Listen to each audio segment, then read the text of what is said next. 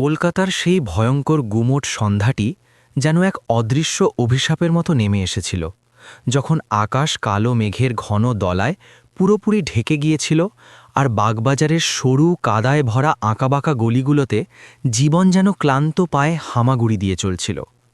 নন্দিনী রায় তার ছোট্ট স্যাঁতসেঁতে ঘরের জানালার ধারে বসে বাইরের দৃশ্য দেখছিল, যেখান থেকে শুধু ভেজা রাস্তা আর জট পাকানো বিদ্যুতের তারের জালই চোখে পড়ছিল। ঘরের ভেতরের বাতাস স্যাঁতসেঁতে আর পুরনো ওষুধের তীব্র গন্ধে ভারী হয়ে উঠেছিল, যা তার অসুস্থ বাবাইর কাশির সঙ্গে মিশে আরও অসহ্য হয়ে উঠছিল। তার বাবাই গত কয়েক মাস ধরে বিছানায় শয্যাশায়ী ছিলেন এবং তার অসুস্থতা বাড়ির জমানো সব পুঁজিকে উই পোকার মতো চুষে খেয়ে ফেলেছিল। নন্দিনীর কপালে চিন্তার গভীর ভাঁজ পড়েছিল, কারণ বাড়িওয়ালার ভাড়া আর ওষুধের অসীম খরচ তার বুকে প্রতি মুহূর্তে এক ভারী পাথরের মতো চেপে বসছিল। সে জানত যে তার শিক্ষিকার চাকরি থেকে আসা সামান্য বেতন এই বিশাল খরচের মহাসাগরকে মেটানোর জন্য যথেষ্ট ছিল না। তখনই তার পুরনো মোবাইল ফোনটি রিং বেজে উঠল এবং ডিসপ্লেতে রিয়ার নাম উজ্জ্বলভাবে জ্বলে উঠতে লাগল, যিনি তার শৈশবের বন্ধু ছিলেন এবং শহরের এক অত্যন্ত সম্পদশালী পরিবারের কন্যা ছিলেন। রিয়ার কণ্ঠে ঘাবড়ে যাওয়ার সুর ছিল এবং সে কাঁদছিল, যা শুনে নন্দিনীর বুক কেঁপে উঠল এবং সে সঙ্গে সঙ্গে তার সঙ্গে দেখা করার জন্য তৈরি হয়ে গেল।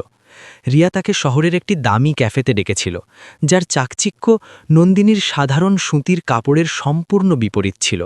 সেখানে পৌঁছে রিয়া নন্দিনীর হাতে একটি খাম ধরিয়ে দিল, যাতে বেশ বড় অঙ্কের টাকা ছিল, এবং নিজের বাধ্যবাধকতার কথা জানালো যে তার বাবা তাকে জোর করে এমন এক ছেলের সঙ্গে বিয়ে করতে পাঠাচ্ছেন যাকে সে চেনেই না। রিয়া অন্য কাউকে ভালোবাসত, কিন্তু তার কঠোর বাবার সামনে মুখ খোলার সাহস তার ছিল না। তাই সে নন্দিনীর সামনে এই অদ্ভুত প্রস্তাব রেখেছিল। রিয়া চেয়েছিল যে নন্দিনী আজ রাতে তার জায়গায় রিয়া কাপুর সেজে সেই ছেলেটির সঙ্গে দেখা করতে যাক এবং এমন কিছু করুক যাতে সেই ছেলেটি নিজেই এই সম্পর্কের জন্য না করে দেয়। নন্দিনীর জন্য এই প্রস্তাব কোনো নৈতিক ধর্মসংকটের চেয়ে কম ছিল না, কারণ মিথ্যা বলা তার মূল্যবোধের পরিপন্থী ছিল। কিন্তু যখন সে টেবিলের ওপর রাখা টাকার খামটার দিকে তাকালো, তখন তার বাবার মুখ মনে পড়ে গেল। একদিকে তার আদর্শ ছিল এবং অন্যদিকে তার বাবার জীবন ছিল, যা টাকার অভাবে চিকিৎসা না পাওয়ায় বিপন্ন ছিল। বিবেকের দংশন সত্ত্বেও সে তার পরিস্থিতির কাছে হার মানল এবং কাপা হাতে সেই খামটি তুলে নিল, যা তার জন্য লজ্জা এবং স্বস্তি উভয়েরই প্রতীক ছিল। রিয়া তাকে জড়িয়ে ধরল এবং তাকে সেই দামি রেশমি শাড়িটি দিল, যা তাকে সেই সন্ধ্যায় পরতে হতো। সন্ধ্যায় যখন নন্দিনী সেই বিলাসবহুল 5 তারা হোটেলের সামনে ট্যাক্সি থেকে নামল, তখন তার মনে হল যেন সে অন্য কোনো দুনিয়ায় চলে এসেছে, যেখানে বাতাসেও আতরের সুবাস ছিল। সে রিয়ার দেওয়া গাঢ় লাল রঙের বেনারসি শাড়ি পরেছিল এবং কানে হীরের দুল ছিল, যা তার সৌন্দর্যকে আরও বাড়িয়ে দিচ্ছিল। কিন্তু তার চোখে একটা ভয় লুকিয়েছিল। সে হোটেলের বিশাল লবি পেরিয়ে যাওয়ার সময় নিজেকে একজন অনুপ্রবেশকারীর মতো অনুভব করছিল, কারণ এখানকার মানুষদের চেহারায় যে নিশ্চিন্ত ভাব ছিল তা তার পৃথিবী থেকে যোজন যোজন দূরে ছিল। ওয়েটার তাকে একটি সংরক্ষিত টেবিলের দিকে ইশারা করল, যে একটি বড় ঝাড়বাতির নিচে ছিল, এবং সেখানে বসে সে তার হৃৎস্পন্দন নিয়ন্ত্রণ করার চেষ্টা করতে লাগল।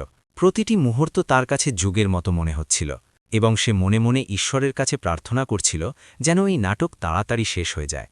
তখনই একটি দীর্ঘ ছায়া তার টেবিলে এসে থামল, এবং যখন নন্দিনী চোখ তুলে তাকাল, তখন সে একজন অত্যন্ত প্রভাবশালী ব্যক্তিত্বের পুরুষকে তার সামনে দাঁড়িয়ে থাকতে দেখল।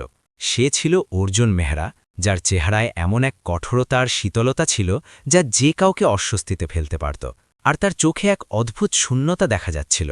সে গাঢ় নীল রঙের স্যুট পরেছিল, যা তার রাজকীয় চালচলনের সাথে পুরোপুরি মানানসই ছিল, কিন্তু তার বসার ভঙ্গিতে এক অহংকার স্পষ্ট ফুটে উঠছিল।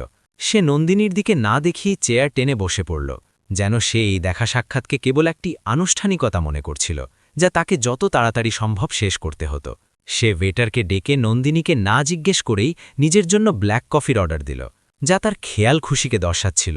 অর্জুন তার ঘড়ির দিকে তাকালো এবং তারপর তার শীতল দৃষ্টি নন্দিনীর উপর স্থির করল, যে রিয়া কাপুরের চরিত্র পালন করার চেষ্টা করছিল। সে ব্যঙ্গাত্মক হাসির সাথে বলল যে সে আশা করেনি যে কাপুর পরিবারের মেয়ে সময়ের এত পাবন্ধ হবে, কারণ তার মনে হয়েছিল যে ধনী বাড়ির বিগড়ে যাওয়া মেয়েদের অপেক্ষা করানোর অভ্যাস থাকে। নন্দিনী নিজের মুঠো শক্ত করল, কিন্তু সে চুপ থাকল, কারণ তার মনে ছিল যে তাকে রিয়ার চরিত্র পালন করতে হবে এবং এই সম্পর্কটা ভাঙতে হবে। অর্জুন আরও বলল যে সে এই বিয়ের জন্য কেবল এই কারণেই এসেছে কারণ এটি দুটি ব্যবসায়িক সাম্রাজ্যের চুক্তি এবং প্রেম বা আবেগের প্রতি তার বিন্দুমাত্র আগ্রহ নেই। তার কথায় এতই রুক্ষতা ছিল যে নন্দিনীর মনে হল সে যেন কোনো মানুষের সাথে নয়, বরং কোনো পাথরের সাথে কথা বলছে। কথাবার্তা এগোতে থাকলে অর্জুনের সুর আরও অপমানজনক হতে লাগল এবং সে স্পষ্ট করে বলল যে সে এমন এক স্ত্রী চায় যে তার কাজে নাক গলাবে না এবং কেবল সামাজিক অনুষ্ঠানে সাজসজ্জার বস্তুর মতো সাথে দাঁড়িয়ে থাকবে। সে নন্দিনীকে ওপর থেকে নিচ পর্যন্ত দেখল এবং বলল যে তোমার বাবা আমার কোম্পানির সাথে একীভূত হওয়ার জন্য তোমাকে দাবার খুঁটির মতো ব্যবহার করেছে এবং তোমার এর দাম জানা উচিত। এই কথা শুনে নন্দিনীর রক্ত ফুটতে লাগল, কারণ সে রিয়ার অভিনয় করলেও এই অপমান একজন নারীর অস্তিত্বে আঘাত করছিল। সে ভাবছিল যে ধনী লোকেরা সম্পর্কগুলোকেও ব্যবসার দাড়িপাল্লায় মাপে এবং তাদের কাছে আবেগের কোনো মূল্য থাকে না। তার নিজের গরিব বাবা মায়ের ভালোবাসার কথা মনে পড়ল, যারা হয়তো তাকে সম্পদ দিতে পারেনি, কিন্তু তারা তাকে শিখিয়েছিল যে আত্মসম্মানের চেয়ে বড় কিছু হয় না। অর্জুন তার তিক্ততা বজায় রেখে বলল যে প্রতিটি মানুষের একটা দাম থাকে এবং তার বিশ্বাস যে রিয়াও কেবল তার টাকা এবং মর্যাদার কারণেই তাকে বিয়ে করতে এখানে এসেছে। সে তার পকেট থেকে একটি চেক বই বের করল এবং টেবিলের উপর ছুঁড়ে দিয়ে বলল যে যদি তার এই বিয়ে করার ইচ্ছে না থাকে তবে সে তার দাম বলতে পারে এবং এখান থেকে চলে যেতে পারে। এটি নন্দিনীর জন্য সহ্য করার সীমা ছাড়িয়ে গিয়েছিল, কারণ সে নিজের দারিদ্র্য দেখেছিল এবং ক্ষুধাও দেখেছিল, কিন্তু কাউকে এইভাবে নিজের সম্পদের আস্ফালন করতে সে কখনো দেখেনি।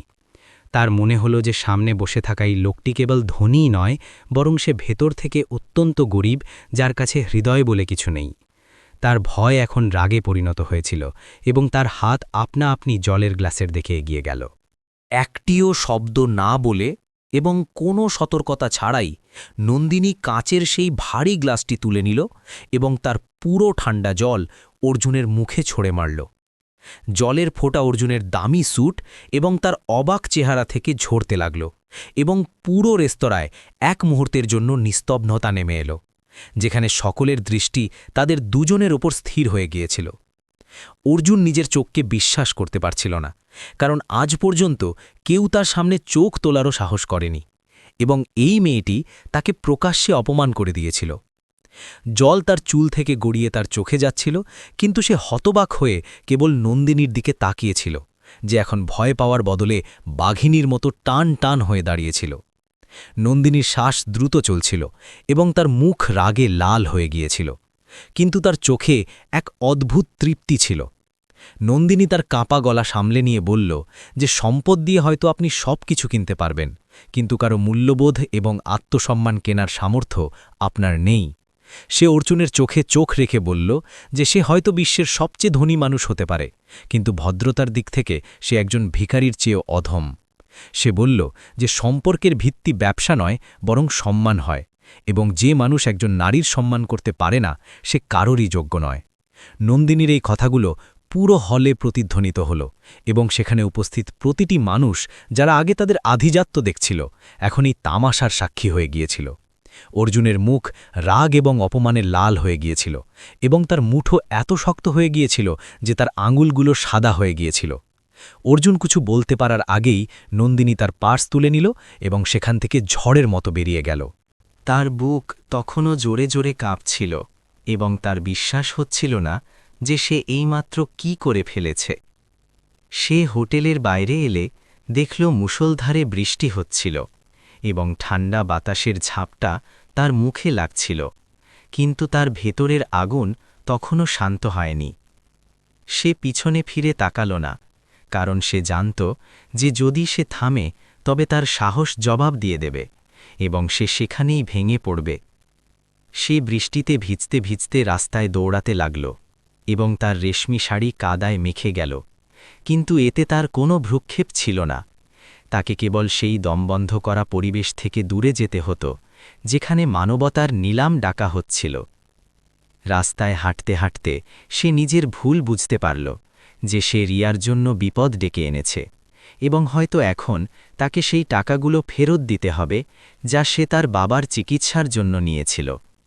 কিন্তু একই সাথে তার মনে এক শান্তিও ছিল যে সে তার বিবেককে বিক্রি করেনি এবং এক অহংকারী মানুষকে তার সঠিক জায়গা দেখিয়ে দিয়েছে। বৃষ্টির জল তার চোখের জলকে লুকিয়ে নিয়েছিল, যা এখন তার গাল বেয়ে ঝরছিল, কারণ সে জানত যে কাল সকালে তাকে আবার সেই কঠোর বাস্তবতার মুখোমুখি হতে হবে। সে জানত না যে যে লোকটির গায়ে সে জল ছড়েছে সে কে এবং তার প্রভাব কতটা বড়, যা তার জীবনকে পুরোপুরি বদলে দিতে পারে। সে কেবল এটুকুই জানত যে আজ রাতে সে তার আত্মসম্মান রক্ষা করেছে, ভবিষ্যতে এর জন্য তাকে যে মূল্যই চোকাতে হোক না কেন। বাড়ি পৌঁছে সে দেখল যে তার বাবা ঘুমাচ্ছিলেন এবং তার শ্বাস একটু ভারী চলছিল, যা দেখে তার বুক কেঁপে উঠল। সে আলতো করে তার কপালে চুমু খেল এবং মনে মনে তার কাছে ক্ষমা চাইল যে হয়তো সে তার চিকিৎসার জন্য আনা টাকাটা আর নিজের কাছে রাখতে পারবে না। সে রিয়াকে মেসেজ পাঠালো যে কাজ হয়ে গেছে, কিন্তু সে এটা জানালো না যে আসলে কি ঘটেছিল, কারণ সে রিয়াকে ভয় দেখাতে চায়নি। সে সেই ভেজা এবং নোংরা শাড়িটা খুলে ভাঁজ করে রাখল এবং নিজের পুরনো সাধারণ কাপড় পরে নিল, যা তাকে তার বাস্তবতার অনুভূতি দিচ্ছিল। সে তার মাদুরে শুয়ে পড়ল এবং ছাদের দিকে তাকিয়ে সেই লোকটির অবাক চোখগুলো মনে করতে লাগল, যাতে অপমানের আগুন জ্বলছিল। তার ঘুম আসছিল না, কারণ তার মাথায় বারবার সেই দৃশ্যটাই ঘুরপাক খাচ্ছিল, যখন জল সেই অহংকারী মুখে পড়েছিল। তার ভয় ছিল যে কোথাও সেই লোকটি তাকে খুঁজে না বের করে, কিন্তু তারপর সে নিজেকে বোঝালো যে সে তো রিয়া কাপুর সেজে গিয়েছিল, তাই সে নন্দিনী রায় পর্যন্ত কখনো পৌঁছতে পারবে না। এটা ভেবে সে একটু স্বস্তি পেল যে তার পরিচয় সুরক্ষিত আছে এবং এটা কেবল এক রাতের দুঃস্বপ্ন ছিল, যা সকাল হলেই শেষ হয়ে যাবে। কিন্তু নিয়তি তার জন্য অন্য কিছুই লিখে রেখেছিল এবং সে এই বিষয় একেবারেই অজানা ছিল যে তার এই বিদ্রোহ এমন এক ঝড়ের সূচনা যা তার পুরো দুনিয়াকে তছনছ করে দেবে। বাইরে বৃষ্টি আরও তীব্র হয়ে গিয়েছিল, যেন প্রকৃতিও আসন্ন সংগ্রামের ইঙ্গিত দিচ্ছিল। রাত গভীর হতে লাগল এবং কলকাতার কোলাহল শান্ত হতে লাগল, কিন্তু নন্দিনীর মনের কোলাহল বেড়েই চলছিল। সে ভাবছিল যে ধনী লোকেরা কি সত্যিই এত নির্দয় হয়, নাকি কেবল ওই লোকটি এমন ছিল যে মানবতাকে পুরোপুরি ভুলে গিয়েছিল। সে ঠিক করল যে কাল সে তার চাকরিতে যাবে এবং তার নিজের কঠোর পরিশ্রমের উপার্জন দিয়ে বাবার চিকিৎসা করাবে, তাতে যতই সময় লাগুক না কেন। সে খামটি আলমারিতে রেখে দিল এবং সিদ্ধান্ত নিল যে সে রিয়াকে এই টাকা ফেরত দিয়ে দেবে, কারণ সেই অপমানিত অর্থ দিয়ে তার বাবার মঙ্গল হতে পারে না। এই সিদ্ধান্ত নেওয়ার সাথে সাথেই সে এক অদ্ভুত শান্তি অনুভব করল এবং তার ভারী চোখের পাতা অবশেষে ঘুমের কোলে ঢলে পড়ল। কিন্তু শহরের অন্য প্রান্তে একটি পেন্টহাউসের ভেতরে অর্জুন মেহরা তখনও জেগেছিল এবং তার হাতে মদের গ্লাস ছিল। সে কাঁচের দেওয়ালের বাইরে শহরের আলোর দিকে তাকিয়েছিল, কিন্তু তার মন সেই মুহূর্তেই আটকে ছিল যখন সেই মেয়েটি তার অহংকার ভেঙে দিয়েছিল। তার সেই চোখগুলোর কথা মনে পড়ছিল, যাতে ভয় নয় বরং আগুন ছিল, এবং সেই কণ্ঠস্বর যাতে কাঁপন থাকা সত্ত্বেও সত্যের অনুরণন ছিল। সে তার সহকারীকে ফোন করল এবং কেবল একটাই নির্দেশ দিল যে আমার ওই মেয়েটির সম্পর্কে সমস্ত তথ্য চাই, সে পাতালেও কেন লুকিয়ে থাকুক না কেন। অর্জুনের জন্য এটা আর কেবল বিয়ের প্রস্তাব প্রত্যাখ্যান করার বিষয় ছিল না, বরং এটা তার অহংকারের লড়াইয়ে পরিণত হয়েছিল, যা সে কোনো মূল্যেই হারতে চায়নি। নন্দিনী স্বপ্নেও কল্পনা করতে পারেনি যে যে অধ্যায়টিকে সে বন্ধ ভেবে নিয়েছিল তা আসলে তার জীবনের সবচেয়ে বড় পরীক্ষার প্রস্তাবনা মাত্র। সকাল হতে চলেছিল এবং সূর্যের প্রথম কিরণের সাথেই তার ভাগ্যের ফয়সালাও হতে চলেছিল, যা তাকে সেই মানুষের সামনে নিয়ে গিয়ে দাঁড় করিয়ে দেবে যাকে সে সবচেয়ে বেশি ঘৃণা করত।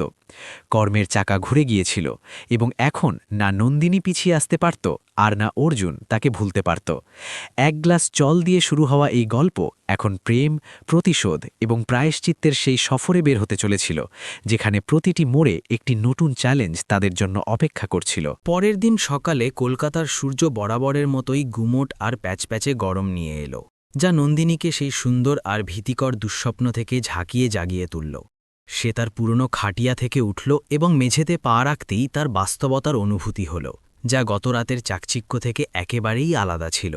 গতরাতে সে রেশমি শাড়ি আর হীরের গয়নায় ছিল, কিন্তু আজ তার গায়ে সেই পুরনো সুতির কুর্তা ছিল, যার রং বারবার ধোয়ার কারণে ফ্যাকাশে হয়ে গিয়েছিল। সে নিজের চোখ কচলাল এবং আয়নায় নিজের মুখ দেখল, যেখানে গতরাতের আত্মবিশ্বাস উধাও হয়ে গিয়েছিল এবং তার জায়গা নিয়েছিল একজন ক্লান্ত শ্রমজীবী মেয়ের দুশ্চিন্তা। ঘরের কোণে রাখা মাটির কলসি থেকে জল বের করে সে নিজের মুখ ধুল, যাতে সে গতরাতের স্মৃতিগুলোকেও তার মাথা থেকে ধুয়ে ফেলতে পারে। রান্নাঘরে গিয়ে সে চা বানালো এবং তার অসুস্থ বাবার জন্য ডালিয়া তৈরি করল, যাদের কাশির আওয়াজ তাকে আবার তার দায়িত্বের কথা মনে করিয়ে দিল। বাবার ওষুধের বোতল প্রায় খালি হয়ে গিয়েছিল, আর এই দৃশ্য তার বুকে কোনো ধারালো কাটার মতো বিঁধছিল। তাকে আজ যে কোনো মূল্যেই তার বেতনের অগ্রিম টাকা নিতে হতো, না হলে বাবার চিকিৎসা বন্ধ হয়ে যেতে পারত। সে তাড়াতাড়ি তার টিফিন প্যাক করল এবং তার সাধারণ চটি পরে ঘর থেকে বেরিয়ে পড়ল, যেখানে বাইরের দুনিয়া নিজের তীব্র গতিতে ছুটছিল। লোকাল ট্রেনের কামরায় বরাবরের মতোই পা রাখারও জায়গা ছিল না, আর ঘামের গন্ধ বাতাসে মিশেছিল। নন্দিনী ভিড়ে ধাক্কা খেতে খেতেও নিজের ভাবনায় হারিয়েছিল যে কিভাবে সে একজন বড়লোকের অহংকার চুরমার করে দিয়েছে। লোকাল ট্রেনের সেই ভিড় এবং হইচইয়ের মধ্যে নন্দিনীর বুক জোরে জোরে কাঁপছিল, কারণ তার বারবার সেই অপরিচিত লোকটির চেহারা মনে পড়ছিল। তার ভয় হচ্ছিল যে কোথাও তার সেই আবেগময় পদক্ষেপ তার এবং তার পরিবারের জন্য কোনো নতুন বিপদ ডেকে না আনে। সে মনে মনে ঈশ্বরের কাছে প্রার্থনা করছিল যেন ওই লোকটির সাথে তার আর কখনো দেখা না হয় এবং ওই ঘটনাটি কেবল একটি দুঃস্বপ্ন হয়েই থেকে যায়। দাদার স্টেশনে নামতেই সে মানুষের ঢলের সাথে ভেসে তার অফিসের দিকে এগিয়ে গেল, যা শহরের একটি নামকরা আকাশচুম্বী ভবনে অবস্থিত ছিল। মেহরা গ্রুপের অফিস বরাবরের মতোই বিশাল এবং শীতাতপ নিয়ন্ত্রিত ছিল, যেখানে ঢুকতেই বাইরের গরম এবং কোলাহল একেবারে উধাও হয়ে যেত। আজ অফিসের পরিবেশ কিছুটা অন্যরকম ছিল এবং চারদিকে এক অদ্ভুত হইচই আর ফিসফিসানি শোনা যাচ্ছিল, যা সাধারণ দিনগুলোতে হতো না। অভ্যর্থনা কক্ষে রিসেপশনিস্ট থেকে শুরু করে পিয়ন পর্যন্ত সবাই সতর্ক এবং একটু ঘাবড়ে ছিল বলে মনে হচ্ছিল, যেন কোনো বড় ঝড় আসতে চলেছে। নন্দিনী তার ডেস্কে পৌঁছতেই তার সহকর্মী তাকে জানালো যে আজ কোম্পানির নতুন সিইও দায়িত্ব গ্রহণ করতে চলেছেন। এই খবরটা শুনতেই নন্দিনী একটু স্বস্তি পেল, কারণ তার মনে হল যে নতুন বসের আসার তাড়াহুড়োর মধ্যে হয়তো তার ছুটির আবেদন বা বেতনের কথার দিকে কেউ মনোযোগ দেবে না। সে স্বস্তির নিঃশ্বাস ফেলল এবং নিজের কম্পিউটার চালু করে নিজের কাজে ডুবে যাওয়ার চেষ্টা করতে লাগল। তখনই ফ্লোর ম্যানেজার এসে জোরে হাততালি দিলেন এবং সব কর্মচারীদের অবিলম্বে কনফারেন্স হলে জড়ো হওয়ার নির্দেশ দিলেন, কারণ নতুন সাহেব সবার সাথে পরিচিত হতে চাইছেন। নন্দিনী তার আসন থেকে উঠল এবং তার সাধারণ শালটি ঠিক করতে করতে ভিড়ের একেবারে পেছনে গিয়ে দাঁড়াল, যাতে সে কারো নজরে না পড়ে। হলে নিস্তব্ধতা ছেয়েছিল এবং সবার দৃষ্টি সেই বড় দরজার দিকে স্থির ছিল, যেখান থেকে নতুন সিইওর প্রবেশ করার কথা ছিল।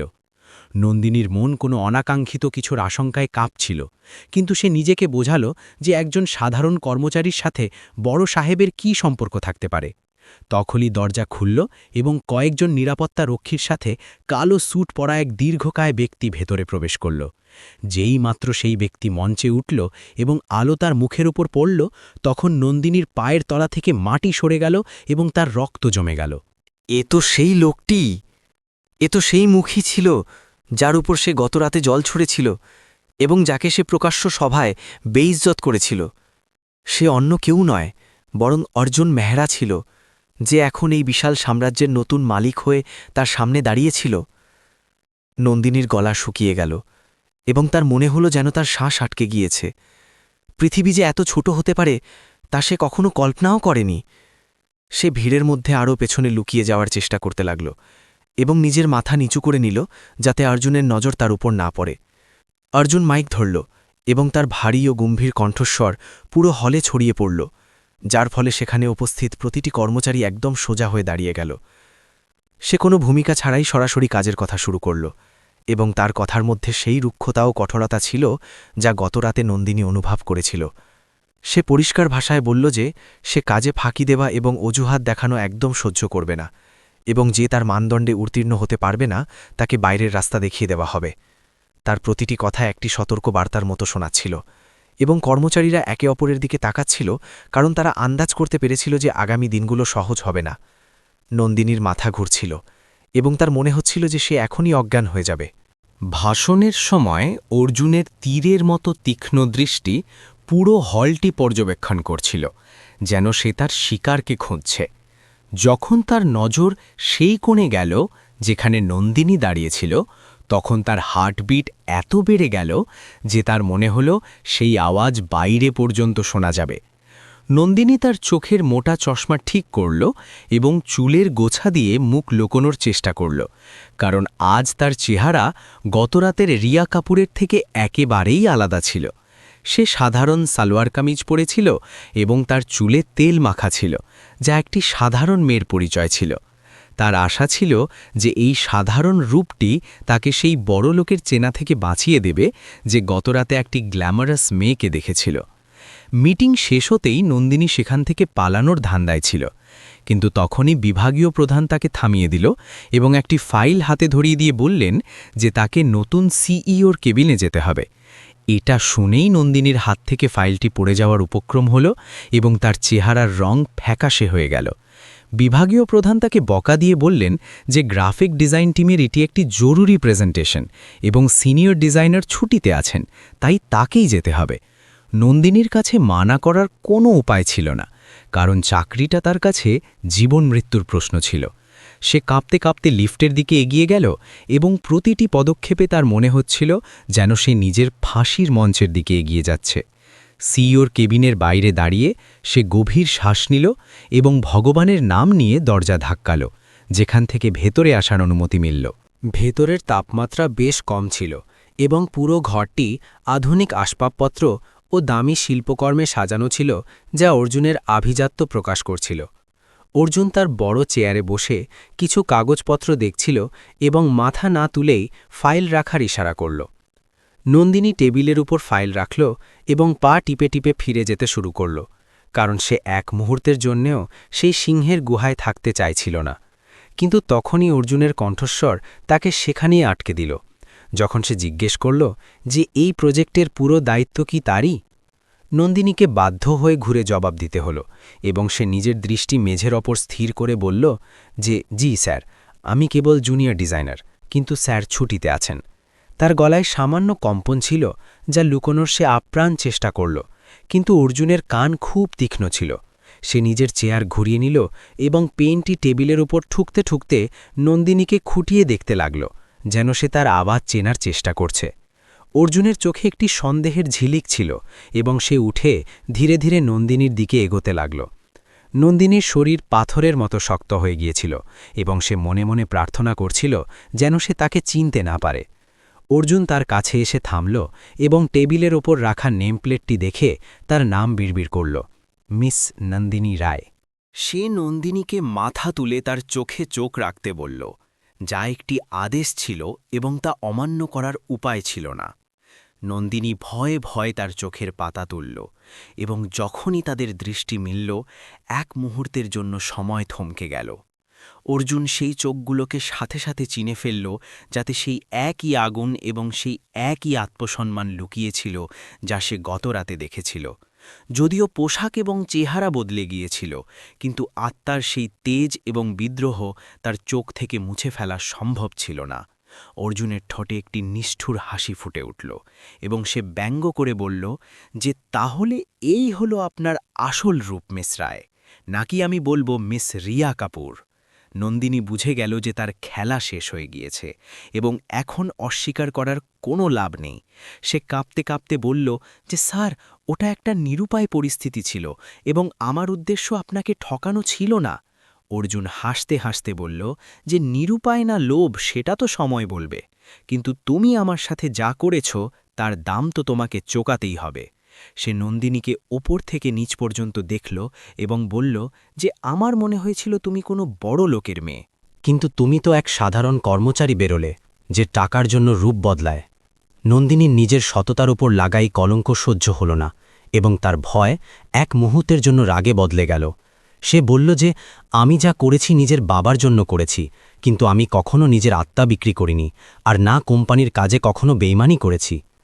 অর্জুনের কাছে এই জবাব আরও বেশি খারাপ লাগল, কারণ একজন সামান্য কর্মচারীর তার সামনে মুখ চালানো তার অহংকারে আবার চোট দিচ্ছিল। সে ইন্টারকমে সিকিউরিটিকে ডাকার জন্য হাত বাড়ালো, যা দেখে নন্দিনীর বুক কেঁপে উঠল এবং সে নিজের চাকরি চলে যেতে দেখল। তার নিজের বাবার মুখ মনে পড়ল এবং তার চোখে জল ভরে এলো, যা তার রাগকে দুর্বল করে দিচ্ছিল। নন্দিনী হাত জোর করে বলল যে, স্যার প্লিজ আমাকে চাকরি থেকে বের করবেন না, কারণ আমার বাবা খুব অসুস্থ এবং আমার টাকার খুব প্রয়োজন। অর্জুনের হাত ইন্টারকমের বাটনেই আটকে গেল এবং সে নন্দিনীর চোখে সেই অসহায়ত্ব দেখল, যা গত রাতের রাগের থেকে একদম উল্টো ছিল। তার মাথায় একটি শয়তানি বুদ্ধি এলো যে যদি সে তাকে বের করে দেয় তবে তার প্রতিশোধ নেওয়া হবে না, কারণ আসল সাজা তো তাকে তিলে তিলে কষ্ট দেওয়ার মধ্যে আছে। সে নিজের হাত পেছনে টেনে নিল এবং চেয়ারে ফেলে বলল যে ঠিক আছে, আমি তোমাকে চাকরি থেকে বের করব না। নন্দিনী নিজের কানকে বিশ্বাস করতে পারল না এবং স্বস্তির নিঃশ্বাস ফেলল, কিন্তু এই স্বস্তি খুব অল্প সময়ের জন্য ছিল। অর্জুন তার কথা শেষ করে বলল যে তোমাকে চাকরিতে রাখার একটা শর্ত আছে, যে এখন থেকে তুমি আমার পার্সোনাল অ্যাসিস্ট্যান্ট হবে এবং আমার প্রতিটি আদেশ পালন করবে। সে বলল যে ডিজাইনিংয়ের কাজ ভুলে যাও, কারণ এখন তোমার কাজ হবে আমার জন্য কফি আনা, আমার ফাইলগুলো গুছিয়ে রাখা এবং আমার ইশারায় চলা। এটি নন্দিনীর জন্য কোনো সাজার চেয়ে কম ছিল না, কারণ সে জানত যে অর্জুন তাকে প্রতি মুহূর্তে অপমান করার জন্য নিজের কাছে রাখতে চায়। কিন্তু তার কাছে অন্য কোনো পথ ছিল না, তাই সে মাথা নিচু করে নিজের সম্মতি দিয়ে দিল। অর্জুন তাকে তক্ষুনি একটি কাজ দিল যে তাকে গত 5 বছরের সমস্ত রেকর্ড আজ রাতের মধ্যে গুছিয়ে ফেলতে হবে, যা ছিল একটি অসম্ভব কাজ। সে ফাইলের একটি বড় স্তূপ নন্দিনীর দিকে সরিয়ে দিল এবং বলল যে যতক্ষণ এই কাজ শেষ না হয় সে বাড়ি যেতে পারবে না। নন্দিনী সেই ভারী ফাইলগুলো তুলে নিল এবং কেবিন থেকে বেরিয়ে এলো, যেখানে তার চোখ থেকে জল ঝরতে লাগল। সে বুঝে গিয়েছিল যে তার জীবন এখন নরক হতে চলেছে এবং এই লোকটি তাকে ভেঙে ফেলতে কোনো খামতি রাখবে না। সে নিজেকে সামলে নিয়ে নিজের ডেস্কে গিয়ে বসল, যেখানে তার সহকর্মীরা তাকে সহানুভূতির নজরে দেখছিল। দুপুরের খাবার খাওয়ার সময় হয়ে গিয়েছিল, কিন্তু নন্দিনীর কাছে না ছিল কোনো খিদে আর না ছিল সময়। সে কেবল পাগলের মতো ফাইলগুলোর ওপর মাথা ঘামাচ্ছিল যখন অর্জুন তার কেবিনের কাছের দেয়াল থেকে তাকে দেখছিল। নন্দিনীকে অস্থির দেখে সে এক অদ্ভুত তৃপ্তি পাচ্ছিল, কারণ তার বিশ্বাস ছিল যে গরিব মানুষ টাকার জন্য সবকিছু করতে পারে এবং সে তাকে উচিত শিক্ষা দিয়ে ছাড়বে। নন্দিনীর মাথা যন্ত্রণায় ফেটে যাচ্ছিল এবং তার বাবার কথা মনে পড়ছিল যে তিনি খাবার খেয়েছেন কিনা। মাঝে মধ্যে অর্জুন তাকে নিজের কেবিনে ডাকত এবং বিনা কারণে ছোটখাটো কাজ বলত। কখনো কফি ঠান্ডা হওয়ার অভিযোগ করত, তো কখনো কাগজ ঠিক না থাকার। সন্ধে নেমে এলো এবং অফিস ফাঁকা হতে লাগল, কিন্তু নন্দিনীর টেবিলে তখনও ফাইলের পাহাড় জমেছিল। বাইরে আকাশে আবার কালো মেঘ ঘনিয়ে এলো এবং বিদ্যুৎ চমকাতে লাগল, যা নন্দিনীর মনের অবস্থাকেই প্রতিফলিত করছিল। সে জানত যে আজ তার বাড়ি ফিরতে অনেক দেরি হয়ে যাবে এবং তার বাবা তার জন্য অপেক্ষা করছেন। সে তার ক্লান্ত চোখগুলো বন্ধ করল এবং এক মুহূর্তের জন্য ভাবল যে সে সবকিছু ছেড়ে দিয়ে পালিয়ে যাবে। কিন্তু তখনই তার মনে পড়ল যে বাড়ির ভাড়া এবং ওষুধের খরচ এই চাকরি দিয়েই চলে। সে নিজের কোমর সোজা করল এবং আবার কাজে লেগে পড়ল, কারণ হার মানা তার স্বভাবে ছিল না। রাত ৮টা বেজে গিয়েছিল এবং অফিসে কেবল সিকিউরিটি গার্ড আর সাফাই কর্মীরাই অবশিষ্ট ছিল। অর্জুন নিজের কেবিন থেকে বেরিয়ে এলো এবং দেখল যে নন্দিনী তখনও কাজ করছে। সে তার কাছে গিয়ে ব্যঙ্গ করে বলল যে যদি তুমি এতই পরিশ্রম নিজের আসল পরিচয়ের সাথে করতে, তবে হয়তো তোমাকে আজ নাটক করার প্রয়োজন হতো না। নন্দিনী কোনো জবাব দিল না এবং চুপচাপ নিজের কাজ করতে লাগল, যার ফলে অর্জুনের রাগ আরও বেড়ে গেল। সে সেখান থেকে চলে গেল এই বলে যে সকালের মধ্যে যদি কাজ শেষ না হয় তবে সে যেন নিজের পদত্যাগপত্র তৈরি রাখে। নন্দিনী তার দিকে তাকালো এবং তার চোখে জলের বদলে এখন একটি দৃঢ় সংকল্প ছিল যে সেই বড়লোকের ছেলের সামনে কখনো ভেঙে পড়বে না। যখন সে গভীর রাতে অফিস থেকে বেরোল তখন বৃষ্টি শুরু হয়ে গিয়েছিল এবং রাস্তায় নিস্তব্ধতা ছিল। সে ভিজতে ভিজতে বাস স্টপের দিকে এগিয়ে গেল এবং তার শরীর ক্লান্তিতে ভেঙে আসছিল, কিন্তু তার মন তখনও লড়াই করছিল। সে জানত যে এটি কেবল শুরু এবং আগামী দিনগুলো আরও কঠিন হবে, কিন্তু সে ঠিক করে নিয়েছিল যে সে নিজের আত্মসম্মান এবং নিজের পরিবারের রক্ষার জন্য প্রতিটি চ্যালেঞ্জের মুখোমুখি হবে। সে জানত না যে নিয়তি তাকে এবং অর্জুনকে কোন সুতোয় বেঁধে দিয়েছে, কিন্তু সে এইটুকু অবশ্যই জানত যে এই লড়াই এখন কেবল একটি চাকরির নয়, বরং তার অস্তিত্বের। 1 সপ্তাহের সময় কেটে গিয়েছিল এবং মেহরা গ্রুপের সেই বিলাসবহুল অফিস নন্দিনীর কাছে এখন কোনো কারাগারের চেয়ে কম ছিল না। প্রতিদিন সকালে যখন সে নিজের বাড়ির চৌখাট পার হতো তখন তার পদক্ষেপে একটি ভারী ভাব থাকত, যেন কোনো অদৃশ্য শৃঙ্খল তাকে পেছন দিকে টানছে। অর্জুন মেহরা নিজের প্রতিশোধের আগুন ঠান্ডা করার জন্য নন্দিনীকে কেবল নিজের ব্যক্তিগত সহকারীই বানায়নি, বরং তাকে নিজের ক্ষোভ উগড়ে দেওয়ার একটি মাধ্যম বানিয়ে নিয়েছিল। সকাল ৯টা থেকে রাত ৯টা পর্যন্ত নন্দিনীর এক মুহূর্তের জন্য বসার ফুরসত মিলত না। কখনো তাকে পুরনো নথিপত্র বছরের হিসাবে সাজানোর আদেশ দেওয়া হতো, তো কখনো অর্জুনের জন্য চিনি ছাড়া ব্ল্যাক কফি বানানোর জন্য ১০ বার প্যান্ট্রিতে পাঠানো হতো। প্রতিবারই অর্জুন কফিতে কোনো না কোনো খুঁত বের করে সেটা ফেরত পাঠিয়ে দিত, আর নন্দিনী চুপচাপ মাথা নিচু করে সেই অপমানকে ঘুঁটের মতো গিলে নিত। অর্জুনের ব্যবহার এতটাই রুক্ষ আর অপমানজনক ছিল যে পুরো স্টাফ এখন নন্দিনীকে দয়ার নজরে দেখতে লাগল, কিন্তু কারোরই বসের বিরুদ্ধে কথা বলার সাহস ছিল না। নন্দিনীর জন্য শারীরিক ক্লান্তির চেয়ে মানসিক যন্ত্রণা অনেক বেশি কষ্টদায়ক ছিল। সে একজন প্রতিভাবান গ্রাফিক ডিজাইনার ছিল, যার হাতে শিল্পের জাদু ছিল, কিন্তু এখন সেই হাতগুলো অর্জুনের টেবিলের ধুলো পরিষ্কার করতে আর ফাইলের বোঝা বইতে বইতে ক্ষয়ে যাচ্ছিল। অর্জুন ইচ্ছে করে তাকে এমন সব কাজ দিত যা তার পদের মর্যাদার বিরুদ্ধে ছিল, যাতে সে নিজেই চাকরি ছেড়ে দেয়। কিন্তু সে জানত না যে নন্দিনীর বাধ্যবাধকতা তার জেদের চেয়ে অনেক বড় ছিল। বাবার ওষুধের খরচ আর বাড়ির ভাড়া তাকে প্রতিদিন সেই নরকে ফিরে আসতে বাধ্য করত। সে নিজের আত্মসম্মানের চাদরকে ছিন্ন ভিন্ন হতে দেখছিল, কিন্তু পারিবারিক দায়িত্বের সামনে সে নিরুপায় ছিল। দুপুরের সময় ছিল এবং অফিসের ক্যান্টিনে চামচ আর প্লেটের শব্দ শোনা যাচ্ছিল, যেখানে কর্মচারীরা হাসাহাসি আর আড্ডা দিচ্ছিল। কিন্তু নন্দিনীর কাছে ক্যান্টিনের দামি খাবার কেনার টাকা ছিল না, তাই সে বরাবরের মতো নিজের সিট থেকে উঠে সিঁড়ির পাশে নির্জন কোণে চলে গেল। ওখানকার নিস্তব্ধতা তাকে কিছুটা স্বস্তি দিত, আর সে কিছুক্ষণের জন্য অর্জুনের বিধতে থাকা দৃষ্টি থেকে দূরে থাকতে পারত। সে নিজের ছোট্ট স্টিলের টিফিনটা খুলল, যাতে দুটো শুকনো রুটি আর সামান্য আমের আচার ছিল। সবজি রান্নার মতো রেশন বাড়িতে ছিল না, আর সে নিজের মায়ের পুরনো শাড়ি বিক্রি করে বাবার ওষুধ কিনেছিল। যখনই সে রুটির একটা টুকরো ছিঁড়ল, তার গলায় যেন একটা দলা পাকিয়ে এলো। খিদে পেটে ছিল, কিন্তু মন তেতো হয়েছিল। ঠিক সেই সময়ে অর্জুন নিজের মিটিং শেষ করে লিফটের দিকে যাচ্ছিল, কিন্তু লিফট খারাপ থাকার কারণে সে সিঁড়ির রাস্তা বেছে নিল। যেমনই সে মোড় ঘুরল, তার নজর সিঁড়িতে বসে থাকা নন্দিনীর ওপর পড়ল। সে থমকে গেল, আর একটা থামের আড়ালে দাঁড়িয়ে তাকে দেখতে লাগল। সে দেখল যে মেয়েটি কিছুদিন আগে এক বড়লোকের মেয়ের নাটক করছিল, এবং যার ওপর জল ছুঁড়েছিল সে আজ শুকনো রুটি গেলার জন্য লড়াই করছে। নন্দিনীর মুখে ক্লান্তি আর বিষণ্ণতার এমন এক ছাপ ছিল যা কোনো মেকআপ লুকাতে পারত না। সে জলের বোতল থেকে জল খাচ্ছিল আর আচারের সাথে রুটি খাচ্ছিল। এই দৃশ্য অর্জুনের জন্য অকল্পনীয় ছিল, কারণ সে রূপোর চামচ মুখে দিয়ে জন্মেছিল, আর খিদের মানে সে কেবল বইতেই জানত। অর্জুনের মনে এক মুহূর্তের জন্য অদ্ভুত এক অস্থিরতা হলো। তার মনে হলো, এটা কি সেই মেয়েটি যে সেদিন রাতে এত অহংকার দেখিয়েছিল, নাকি এটাও তার কোনো নতুন নাটক? তার ধনী মন এটা মানতে চাইছিল না যে কেউ সত্যি এতটা গরিব হতে পারে, আর তারপরও এতটা আত্মসম্মান রাখতে পারে। তার মনে হলো হয়তো নন্দিনী তাকে দেখছে আর সহানুভূতি পাওয়ার জন্য এসব করছে। এটা ভেবে তার মন আবার শক্ত হয়ে গেল, আর সে নিজের সহানুভূতিকে ওখানেই পিষে ফেলল। সে পা টিপে টিপে ফিরে গেল আর নিজের কেবিনের দিকে চলে গেল, কিন্তু সেই দৃশ্যটি তার চোখের সামনে থেকে সরছিল না। সেই শুকনো রুটিটা তার মনে এমন এক প্রশ্ন তুলে দিয়েছিল যার উত্তর সে খুঁজতে চাইছিল না। দুপুর গড়িয়ে যাওয়ার পর অফিসে হঠাৎ হুড়োহুড়ি পড়ে গেল। কোম্পানির সবচেয়ে গুরুত্বপূর্ণ প্রজেক্ট ৯০ গোপন ফাইলটি নিজের জায়গা থেকে উধাও হয়ে গিয়েছিল। এই প্রজেক্ট মেহরা গ্রুপের জন্য করো অথবা মরোর মতো পরিস্থিতি ছিল, আর এর তথ্য ফাঁস হওয়া মানে ছিল কোটি কোটি টাকার ক্ষতি। অর্জুন রাগে অগ্নিশর্মা হয়ে গেল এবং সাথে সাথে সব উচ্চপদস্থ আধিকারিক আর নিজের ব্যক্তিগত সহকারী নন্দিনীকে কেবিনে ডাকল। পুরো পরিবেশ উত্তপ্ত ছিল, আর প্রত্যেকের চেহারায় আশঙ্কার ছাপ ছিল।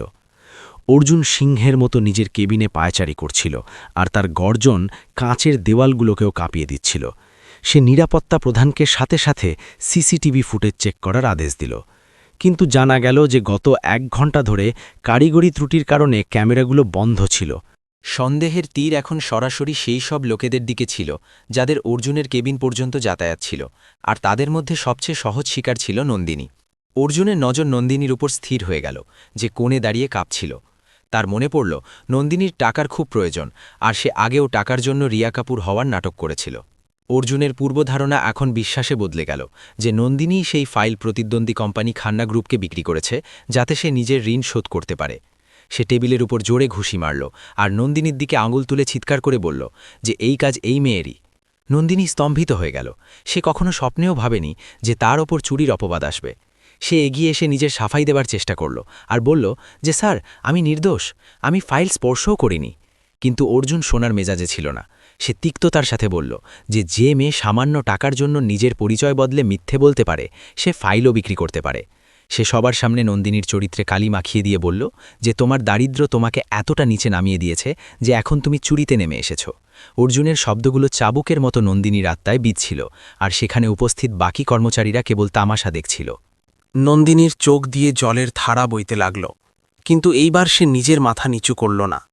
সে তার চোখের জলে ভেজা চোখে অর্জুনের দিকে তাকালো আর দৃঢ়তার সাথে বলল যে স্যার, আমি গরিব ঠিকই, আর আমার টাকার প্রয়োজনও আছে, কিন্তু আমার সংস্কার বিক্রি করার মতো নয়। আমার বাবা আমাকে না খেয়ে থাকা শিখিয়েছেন, কিন্তু চুরি করা নয়। সে বলল যে আপনি আমার দারিদ্র্য নিয়ে ঠাট্টা করতে পারেন, কিন্তু আমার সততার ওপর আঙুল তোলার অধিকার আপনার নেই। নন্দিনীর গলায় এমন এক যন্ত্রণার সত্য ছিল যা ওখানে উপস্থিত কিছু মানুষকে ভাবতে বাধ্য করল, কিন্তু অর্জুনের অহংকারে এর কোনো প্রভাব পড়ল না। অর্জুন ব্যঙ্গাত্মক হাসি হেসে বলল যে এইসব আবেগপ্রবণ কথা নিজের সিনেমার জন্য বাঁচিয়ে রাখো, আমার প্রমাণ চাই। আর যদি ফাইল না পাওয়া যায় তবে আমি পুলিশ ডাকব আর তোমাকে জেলে পাঠিয়ে দেব। পুলিশ আর জেলের নাম শুনতেই নন্দিনীর পায়ের তলা থেকে মাটি সরে গেল। সে জানত যদি পুলিশ তার বাড়িতে যায় তবে তার অসুস্থ বাবা চরম আঘাত পাবেন, আর হয়তো তিনি তা সহ্য করতে পারবেন না। সে অর্জুনের সামনে হাত জোর করল আর বলল যে আমাকে কিছুটা সময় দিন, আমি প্রমাণ করে দেব যে আমি নির্দোষ। অর্জুন তার চোখে সেই ভয়টা দেখল আর নিজের জয়ের আভাস পেল। সে নিজের ঘড়ির দিকে তাকালো আর বলল যে তোমার কাছে ২৪ ঘন্টা সময় আছে। যদি কাল বিকেল পর্যন্ত ফাইল বা আসল চোর না পাওয়া যায় তবে তুমি নিজের বাকি জীবন শ্রীঘরে কাটাবে। এই চরমপত্র দিয়ে অর্জুন সবাইকে বাইরে যাওয়ার ইশারা করল। নন্দিনী কেবিন থেকে বেরোল তো তার মনে হল যেন সে কোনো গভীর কুয়োয় পড়ে যাচ্ছে। তার কাছে কোনো সূত্র ছিল না, আর পুরো অফিস এখন তাকে একজন অপরাধীর মতো দেখছিল। তার সহকর্মীরা, যারা কাল পর্যন্ত তার সাথে অল্প বিস্তর কথা বলত, এখন তারা তাকে এড়িয়ে চলতে লাগল। সে নিজের সিটে বসে পড়ল আর নিজের বুদ্ধি খাটাতে লাগল যে ফাইলটা আসলে কোথায় যেতে পারে।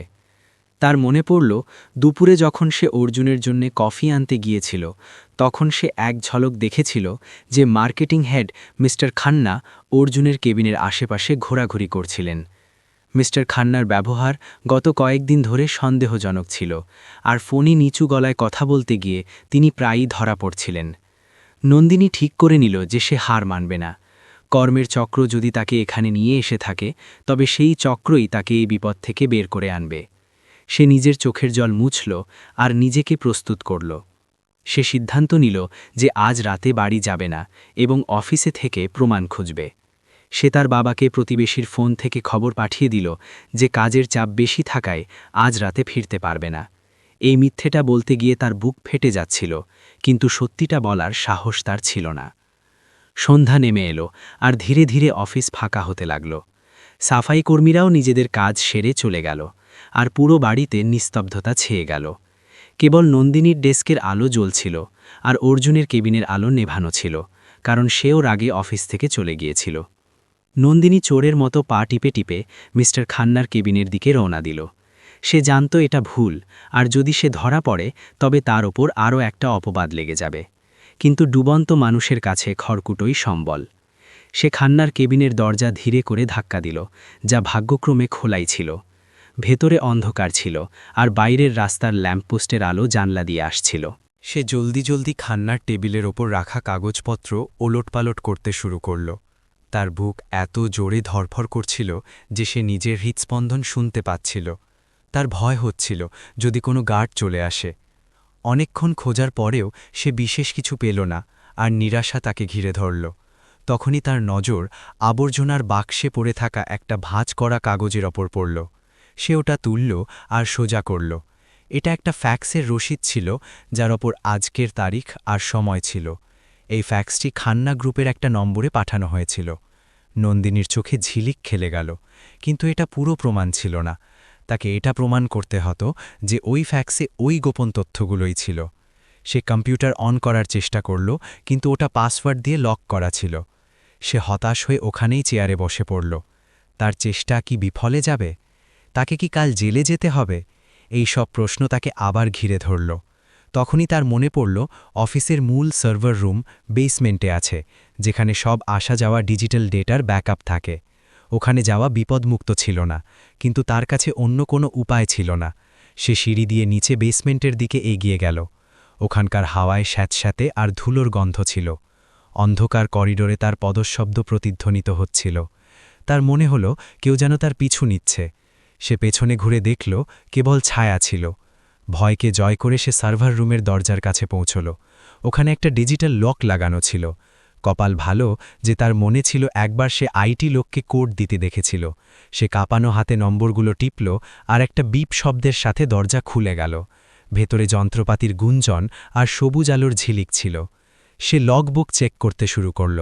তার প্রযুক্তির ওপর ভালো দখল ছিল, আর কিছুক্ষণের মধ্যেই সে সেটা পেয়ে গেল যার খোঁজ সে করছিল।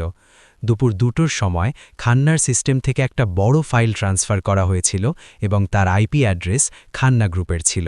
নন্দিনী সাথে সাথে সেটার প্রিন্টআউট নিল আর নিজের ফাইলে লুকিয়ে ফেলল।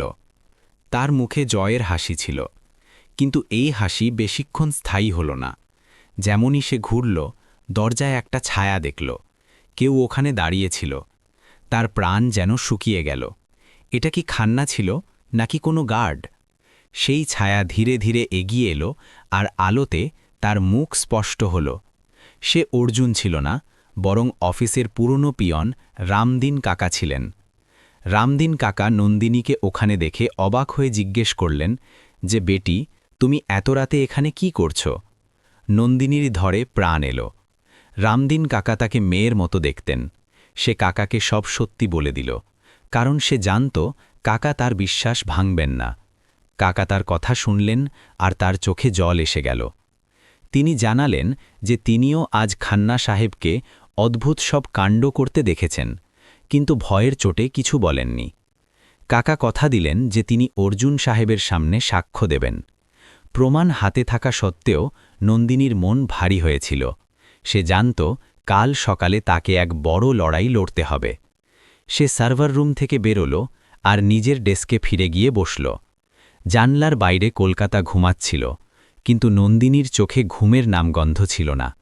সে ভাবছিল, অর্জুন যখন এই প্রমাণ দেখবে, তখন কি সে নিজের ভুল স্বীকার করবে? ধনীরা কি কখনো নিজেদের ভুল স্বীকার করে? তার অর্জুনের মুখে অনুশোচনা দেখার তীব্র ইচ্ছে হচ্ছিল। সে সেই শুকনো রুটির বাকি টুকরোটা বের করে খেয়ে নিল, কারণ লড়াইয়ের জন্য শক্তির প্রয়োজন ছিল। ঠিক সেই সময় শহরের অন্য কোণে অর্জুন নিজের বিলাসবহুল প্রাসাদে অস্থির ছিল। তার ঘুম আসছিল না। বারবার তার চোখের সামনে নন্দিনীর সেই মুখটা ভেসে আসছিল, যখন সে বলেছিল তার সংস্কার বিক্রি করার মতো নয়। তার মনে এক দ্বন্দ্ব চলছিল। একদিকে তার অহংকার, যা তাকে এটা মানতে বাধ্য করছিল যে নন্দিনী চোর, আর অন্যদিকে তার বিবেক, যা তাকে ধিক্কার দিচ্ছিল যে সে প্রমাণ ছাড়াই একটা মেয়েকে এত অপমান করেছে। সে হুইস্কির গ্লাস হাতে নিয়ে ব্যালকনিতে দাঁড়িয়েছিল আর বৃষ্টির ফোঁটা দেখছিল। সে বুঝতে পারছিল না যে কালকের দিনটা তার জীবনের ধারণা বদলে দিতে চলেছে। নন্দিনী নিজের চেয়ারেই মাথা ঠেকিয়ে দিল। ক্লান্তির কারণে তার চোখ লেগে এলো। স্বপ্নে সে দেখল পুলিশ তাকে হাতকড়া করিয়ে নিয়ে যাচ্ছে, আর তার বাবা তাকে দেখে কাঁদছেন। সে চিৎকার করে উঠে পড়ল আর ঘামে ভিজে গেল। সকাল 4টে বাজছিল। সে জল খেল আর নিজেকে শান্ত করল। এখন আর মাত্র কয়েক ঘন্টার ব্যাপার। সূর্যের প্রথম কিরণের সাথেই ন্যায় আর অন্যায়ের ফয়সালা হতে চলেছিল। সে সেই প্রমাণের কাগজটা নিজের বুকের সাথে চেপে ধরল, যেন ওটা তার জীবনের কবচ। সে জানত না এই কাগজটা শুধু তার চাকরি বাঁচাবে না, বরং অর্জুনের পাথরের মতো মনেও একটা ফাটল ধরিয়ে দেবে। কর্মের চক্র নিজের কাজ করছিল। একদিকে নন্দিনীর সত্য ছিল, আর অন্যদিকে অর্জুনের ভ্রম। যখন এই দুইয়ের সংঘর্ষ হবে, যে স্ফুলিঙ্গ বেরোবে তা তাদের দুজনের ভবিষ্যৎকে এক নতুন দিশা দেবে। নন্দিনী উদিত সূর্যকে দেখল আর মনে মনে প্রার্থনা করল, আজ যেন সত্যের জয় হয়। সে তৈরি ছিল সেই অহংকারী সিইওর মোকাবিলা করার জন্য, আর তাকে এটা জানানোর জন্য যে আত্মসম্মানের দাম কোটি টাকার প্রজেক্টের চেয়ে অনেক বেশি হয়। পরদিন সকালে যখন নন্দিনী কেবিনে ঢুকল, বাইরে আকাশ যেন ভেঙে পড়েছিল, আর কলকাতায় মুষলধারে বৃষ্টি হচ্ছিল। জানলার কাচের উপর জলের ঝাপটা এমনভাবে আছড়ে পড়ছিল যেন তারাও ভেতরে চলতে থাকা ঝড়ের অংশ হতে চাইছে। অর্জুন নিজের চেয়ারে বসেছিল, আর তার আঙুল টেবিলের উপর রাখা পেপারওয়েট নিয়ে খেলা করছিল, যা তার অস্থিরতার লক্ষণ ছিল। সে নন্দিনীকে দেখেই নিজের ঘড়ির দিকে ইশারা করল, আর এক নিষ্ঠুর হাসির সাথে বলল যে তোমার সময় শেষ হয়ে গিয়েছে, আর এখন তোমার জেলে যাওয়ার জন্য তৈরি হওয়া উচিত। তার স্বর এতটাই ঠান্ডা আর নিঠুর ছিল যে কারো বুক কেঁপে উঠবে। কিন্তু আজ নন্দিনীর চোখে ভয়ের জায়গায় এক অদ্ভুত শান্তি ছিল। সে কিছু না বলেই নিজের ফাইল টেবিলের উপর রাখল আর সরাসরি অর্জুনের চোখের দিকে তাকাল। নন্দিনী ফাইল খুলে সেই পাতাটা অর্জুনের সামনে বাড়িয়ে দিল, যেটা সে গত রাতে সার্ভার রুম থেকে বের করেছিল। ওটা কাগজের টুকরো ছিল না, বরং তার নির্দোষ হওয়ার সবচেয়ে বড় প্রমাণ ছিল, যাতে ডিজিটাল স্বাক্ষর আর সময় স্পষ্টভাবে উল্লেখ করা ছিল। সে শান্ত স্বরে বলল যে স্যার, এই নিন ওই প্রমাণ যা প্রমাণ করে যে ফাইল আপনার কেবিন থেকে চুরি হয়নি, বরং ডিজিটাল উপায়ে ট্রান্সফার হয়েছে। সে জানালো যে এই কাজ কাল দুপুর ঠিক 2টোর সময় হয়েছিল, আর সেই সময় আপনার জন্য কফি আনতে গিয়েছিলাম। তখন মিস্টার খান্না আপনার সিস্টেমের কাছে একা ছিলেন। অর্জুন এক ঝটকায় সেই কাগজটা তুলে নিল, আর যেমন যেমন সে ওটা পড়তে লাগল, তার চেহারার রং বদলে গেল। তার চোখে যে জয়ের ভাব ছিল, তা এখন সন্দেহ আর লজ্জিত হওয়ার অনুভূতিতে বদলে যেতে লাগল, কারণ আইপি অ্যাড্রেস খান্নার ব্যক্তিগত ল্যাপটপেরই ছিল। অর্জুনের জন্য এটি একটি জোরদার চড় ছিল, কারণ সে নিজের অহংকারে এক নির্দোষ মেয়ের উপর কালি ছিটিয়েছিল। সে সাথে সাথে ইন্টারকম তুলল এবং সুরক্ষা প্রধানকে আদেশ দিল যে খান্নাকে গেটেই আটকে দেওয়া হোক এবং পুলিশের হাতে সোপর্দ করা হোক। কেবিনে এক ভারী নিস্তব্ধতা ছেয়ে গেল, যা বাইরের মেঘের গর্জনের আওয়াজ থেকেও অনেক বেশি গভীর ছিল। অর্জুন নিজের চেয়ারে পেছনের দিকে হেলে গেল এবং এক দীর্ঘ শ্বাস নিল।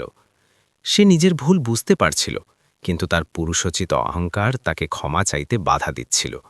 সে নন্দিনীর দিকে তাকাতে কুণ্ঠা বোধ করছিল, যে তখনও মাথা উঁচু করে দাঁড়িয়েছিল। সে প্রথমবার অনুভব করল যে এই সাধারণ দেখতে মেয়েটি ভেতর থেকে পাহাড়ের মতো শক্ত। তখনই হঠাৎ বিদ্যুৎ চমকানোর এক জোরদার আওয়াজ হল এবং পুরো অফিসের আলো চলে গেল। জেনারেটরও কাজ করছিল না, কারণ বেসমেন্টে জল ঢুকে যাওয়ার খবর আগেই এসে গিয়েছিল। পুরো কেবিন ঘুটঘুটে অন্ধকারে ডুবে গেল এবং কেবল জানলা দিয়ে আসা বিদ্যুতের ঝিলিকি থেকে থেকে ঘরটিকে আলোকিত করছিল। বাইরের আবহাওয়া এখন ভয়াবহ হয়ে উঠেছিল এবং বাতাসের ঝাপটা অট্টালিকার সাথে ধক্কা খাচ্ছিল। নন্দিনী অন্ধকার ভয় পেত এবং অজান্তেই তার মুখ থেকে একটা হালকা চিৎকার বেরিয়ে গেল। সে নিজের জায়গাতেই থমকে গেল এবং টেবিলের কোণটা শক্ত করে ধরে নিল। অর্জুনকার অস্থিরতা আন্দাজ করতে পারল এবং নিজের মোবাইলের টর্চ জ্বালিয়ে আলো ফেলল, যা সরাসরি নন্দিনীর মুখে গিয়ে পড়ল। সেই হালকা আলোতে অর্জুন দেখল যে নন্দিনীর মুখ চোখের জলে ভেজা ছিল, যা সে এতক্ষণ লুকিয়ে রেখেছিল। তার চোখে এখন সেই রাগ ছিল না, বরং এক গভীর যন্ত্রণা ছিল, যা সে বহু বছর ধরে বয়ে বেড়াচ্ছিল। অর্জুন নিজের জায়গা থেকে উঠল এবং ধীরে ধীরে তার কাছে গেল। সে প্রথমবার নিজের বসের মেজাজ ছেড়ে একজন মানুষের মতো জিজ্ঞেস করল যে যদি সে নির্দোষী ছিল, তবে সে কাল নিজের সাফাই দেওয়ার জন্য এত হট্টগোল কেন করল না? নন্দিনী ফুঁপিয়ে কাঁদতে কাঁদতে জবাব দিল যে গরিবের সত্যকে প্রায়ই আমিরের মিথ্যে দাবিয়ে দেয়, আর তার মনে হয়েছিল যে তার আওয়াজ এই বিশাল বাজারে হারিয়ে যাবে। তার কথায় এতটাই যন্ত্রণা ছিল যে অর্জুনের পাথরের মতো হৃদয়ও গলে গেল। অর্জুনের নজর হঠাৎ নন্দিনীর হাতের ওপর পড়ল, যা আলোতে চিকচিক করছিল। তার হাতের তালুতে জায়গায় জায়গায় ছোট ছোট ক্ষত আর ফোসকা ছিল, যা ঘরের ভারী কাজ আর রাসায়নিকের কারণে হয়েছিল।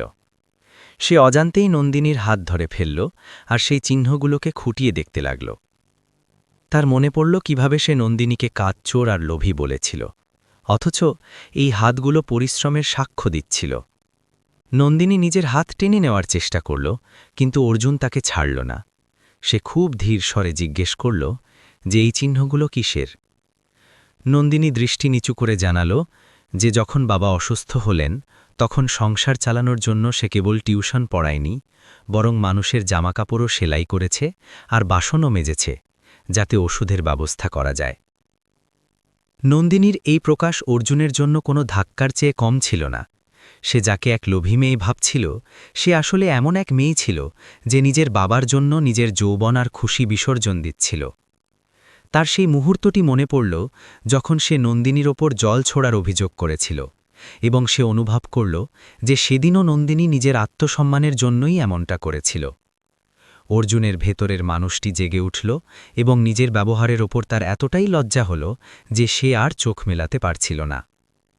বাইরের বৃষ্টির শব্দ এখন কোনো সঙ্গীতের মতো নয়, বরং তার মনের ভেতরের শোরগোলের মতো মনে হচ্ছিল।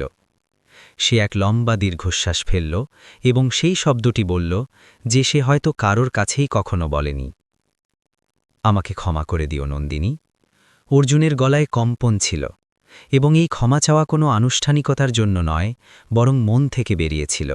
সে বলল যে না জিনে সে তাকে অনেক কষ্ট দিয়েছে আর তার চরিত্রের ওপর আঙুল তুলেছে। সে স্বীকার করল যে সম্পত্তির নেশায় সে অন্ধ হয়ে গিয়েছিল আর মানুষকে মানুষ বলে বুঝতে ভুলে গিয়েছিল। নন্দিনী নিজের কানকে বিশ্বাস করতে পারল না। যে অহংকারী লোকটি তাকে কাল জেলে পাঠানোর হুমকি দিয়েছিল, আজ সেই তার সামনে মাথা নিচু করে দাঁড়িয়েছিল। তার চোখ দিয়ে বয়ে যাওয়া জল এখন আর কষ্টের নয়, বরং স্বস্তির ছিল। সে ধীরে ধীরে বলল যে, স্যার, আমির হওয়া ভুল নয়, কিন্তু আমিরের অহংকার মানুষকে একা করে দেয়। অন্ধকার ঘরে তাদের দুজনের মাঝখানের দেওয়ালগুলো ভেঙে পড়ছিল। সামাজিক মর্যাদা আর পদের পার্থক্য সেই ঝোড়ো রাতে মুছে গিয়েছিল। অর্জুন নন্দিনীকে চেয়ারে বসার ইশারা করল আর নিজে পাশের টেবিলের ওপর হেলান দিল। সে মোবাইলের আলোটা ছাদের দিকে করে দিল, যার ফলে ঘরে এক মৃদু আলো ছড়িয়ে পড়ল। তারা প্রথমবার একে অপরের সাথে কোনো তিক্ততা ছাড়াই কথা বলল। অর্জুন নিজের শৈশবের একাকিত্বের কথা জানাল, যে কিভাবে বড় বড় প্রাসাদে থেকেও সে সব সময় একা বোধ করত, কারণ তার বাবা মায়ের কাছে তার জন্য সময় ছিল না। নন্দিনীও তার বাবার সংগ্রাম আর নিজের ছোট ছোট সুখের কথা জানাল। এই আলাপন ছিল দুটি আত্মার মিলন, যা এতকাল ভুল বোঝাবুঝির কুয়াশায় হারিয়ে গিয়েছিল। কথাবার্তার মাঝে অর্জুন দেখল যে নন্দিনী ঠান্ডায় কাঁপছে, কারণ তার স্যুট বৃষ্টির ঝাপটায় কিছুটা ভিজে গিয়েছিল। সে নিজের কোট খুলে নিল আর কিছু না জিজ্ঞেস করেই নন্দিনীর কাঁধের ওপর দিয়ে দিল। কোটের উষ্ণতা আর তাতে মিশে থাকা অর্জুনের সুগন্ধ নন্দিনীকে এক অদ্ভুত নিরাপত্তার অনুভূতি দিল।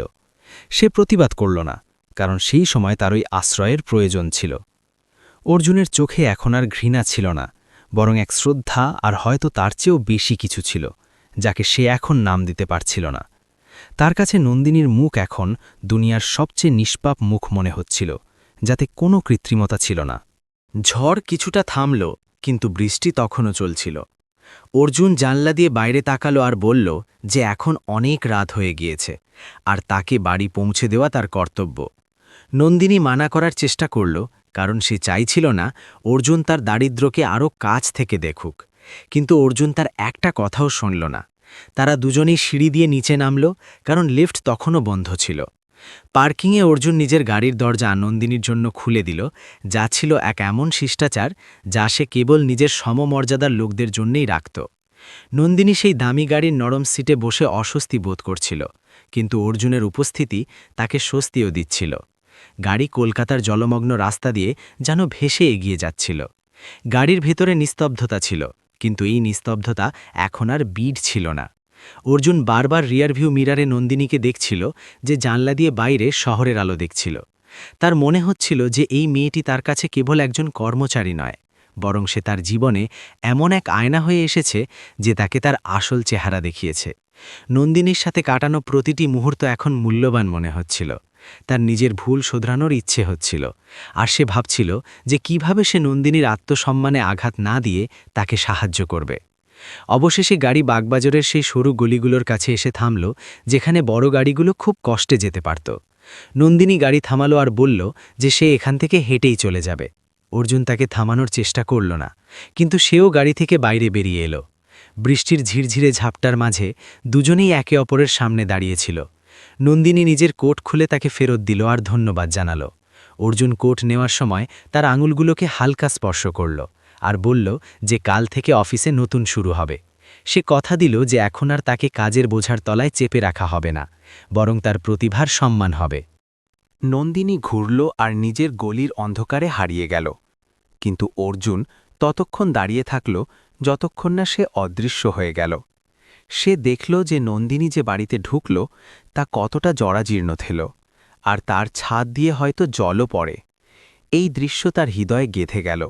সে ভাবতে লাগল যে মেয়ের থাকার মতো ঠিকঠাক ঘর নেই, তার মন কত বড় যে সে তাকে ক্ষমা করে দিয়েছে।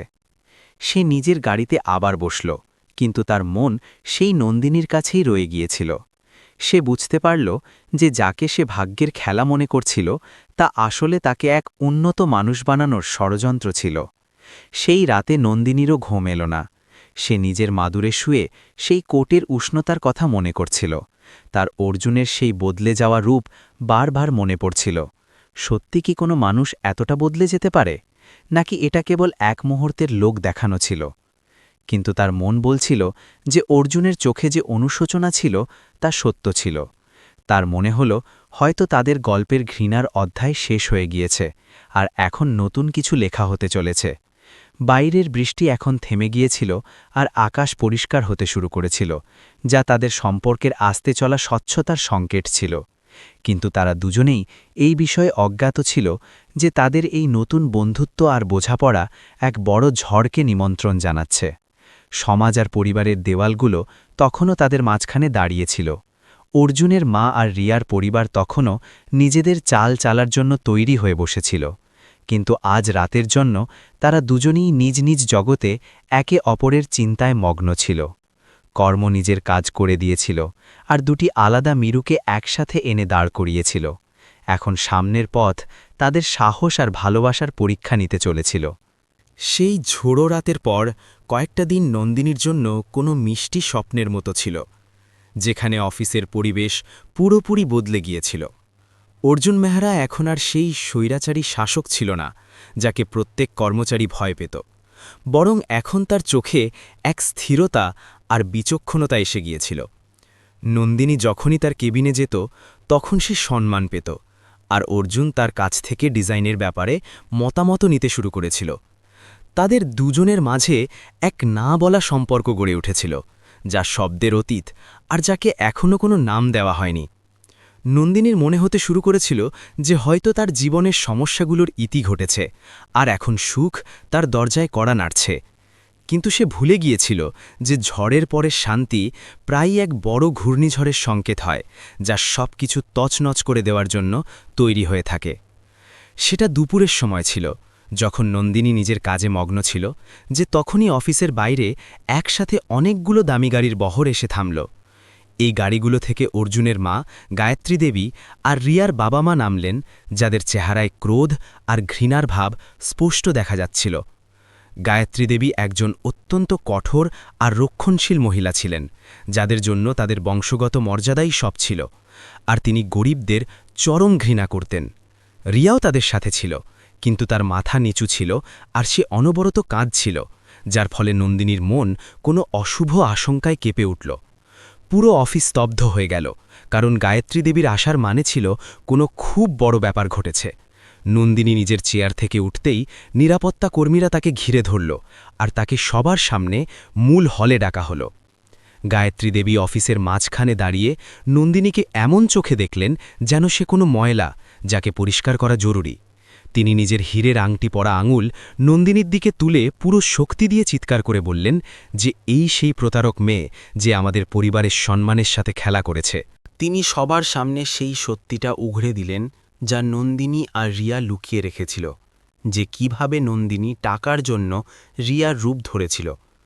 এটা শুনে পুরো অফিসে কানাকানি শুরু হয়ে গেল, আর যে কর্মচারীরা কাল পর্যন্ত নন্দিনীর প্রশংসা করছিল এখন তারা তাকে সন্দেহের চোখে দেখতে লাগল। রিয়ার বাবা এগিয়ে এসে নন্দিনীর ওপর অভিযোগ তুললেন যে সে তার মেয়েকে ব্ল্যাকমেইল করে এই নাটক করিয়েছিল, যাতে সে অর্জুনকে নিজের জালে ফাঁসাতে পারে। নন্দিনীর জন্য এই অপমান মৃত্যুর চেয়েও জঘন্য ছিল, কারণ সে জানত যে সে এই সব নিজের ইচ্ছায় নয়, বরং রিয়াকে সাহায্য করার জন্য আর নিজের বাবাকে বাঁচানোর জন্য করেছিল। সে রিয়ার দিকে তাকিয়েছিল যে হয়তো সে সত্যিটা বলে দেবে, কিন্তু রিয়া তার বাবার ভয়ে একটি শব্দও বলতে পারল না। গায়ত্রী দেবী নন্দিনীর কাছে এসে বললেন যে তোমাদের মতো নিচু জাতের আর বস্তির মেয়েদের এটাই পেশা হয় যে ধনী ছেলেদের ফাঁসাও আর তাদের সম্পদ হাতিয়ে নাও। তার কথাগুলো নন্দিনীর আত্মসম্মানকে ক্ষতবিক্ষত করছিল, আর তার চোখ থেকে জলের ধারা বইছিল। সে ভাবল যে সে চিৎকার করে সত্যিটা বলে দেবে, কিন্তু পরক্ষণেই তার মনে হল যদি সে রিয়ার সত্যিটা জানায় তবে রিয়ার জীবন ধ্বংস হয়ে যাবে।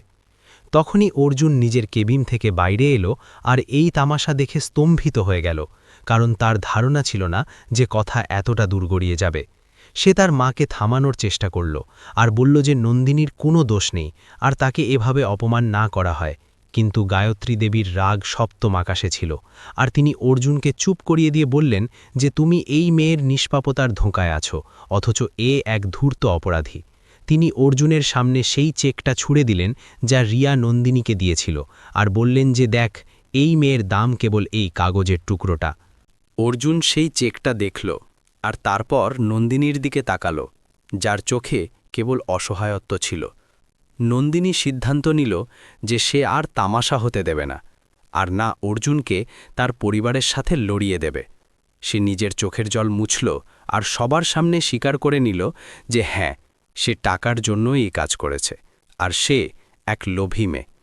সে এই মিথ্যেটা কেবল এই জন্য বলল যাতে অর্জুন আর রিয়ার পরিবারের মধ্যেকার উত্তেজনা শেষ হয়ে যায়, আর অর্জুন তার মায়ের চোখে ছোট না হয়। সে কম্পিত হাতে নিজের ইস্তফাপত্র লিখল আর নিজের পরিচয়পত্রের সাথে সেটা টেবিলের উপর রেখে দিল। সে অর্জুনের দিকে শেষবারের মতো তাকালো, আর তার চোখে এক নীরব বার্তা ছিল যে হয়তো আমাদের ভাগ্যে দেখা হওয়া লেখা ছিল না। নন্দিনী সেখান থেকে মাথা নিচু করে বেরিয়ে গেল, আর তার পেছনে কেবল নিস্তব্ধতা আর মানুষের ঘৃণ্য দৃষ্টি পড়ে থাকল। অর্জুন তাকে যেতে দেখতে থাকল, আর তার মন বলছিল যে নন্দিনী মিথ্যে বলছে, কারণ সে সেই রাতে নন্দিনীর সত্য দেখেছিল। গায়ত্রী দেবী জয়ের ভাব নিয়ে বললেন যে ভালো হলো, এই জঞ্জাল নিজেই পরিষ্কার হয়ে গেল, আর এখন অর্জুনকে রিয়াকে বিয়ে করতেই হবে। কিন্তু তখনই রিয়ার ধৈর্যের বাঁধ ভেঙে গেল, আর সে কাঁদতে কাঁদতে চিৎকার করে বলল যে নন্দিনী মিথ্যে বলছে, আর আসল অপরাধী সে নিজে। রিয়া সবার সামনে কবুল করল যে সেই নন্দিনীকে বাধ্য করেছিল, আর নন্দিনী কেবল বন্ধুত্ব পালন করেছে। রিয়ার এই স্বীকারোক্তি সেখানে উপস্থিত সকল মানুষকে স্তব্ধ করে দিল, আর গায়ত্রী দেবীর চেহারা লজ্জা আর রাগে লাল হয়ে গেল। অর্জুন যখনই সত্যিটা জানতে পারল, তার নিজের মা আর সমাজের অন্তঃসার শূন্য নিয়মের ওপর ঘৃণা আসতে লাগল। সে তার মাকে পরিষ্কার ভাষায় বলে দিল যে সে রিয়াকে বিয়ে করবে না, কারণ তার মন সেই মেয়েটির কাছে আছে যাকে এইমাত্র এই অফিস থেকে বের করে দেওয়া হয়েছে। সে বলল যে নন্দিনীর কাছে হয়তো সম্পদ নেই, কিন্তু তার কাছে সেই সংস্কার আর ত্যাগের ভাবনা আছে যা কোটি টাকা দিয়েও কেনা সম্ভব নয়। অর্জুন বলল যে সে নন্দিনীকে নিজের স্ত্রী আর এই ঘরের লক্ষ্মী বানিয়েই ছাড়বে, চাই এর জন্য তাকে পুরো দুনিয়ার সাথেই কেন লড়াই করতে না হোক।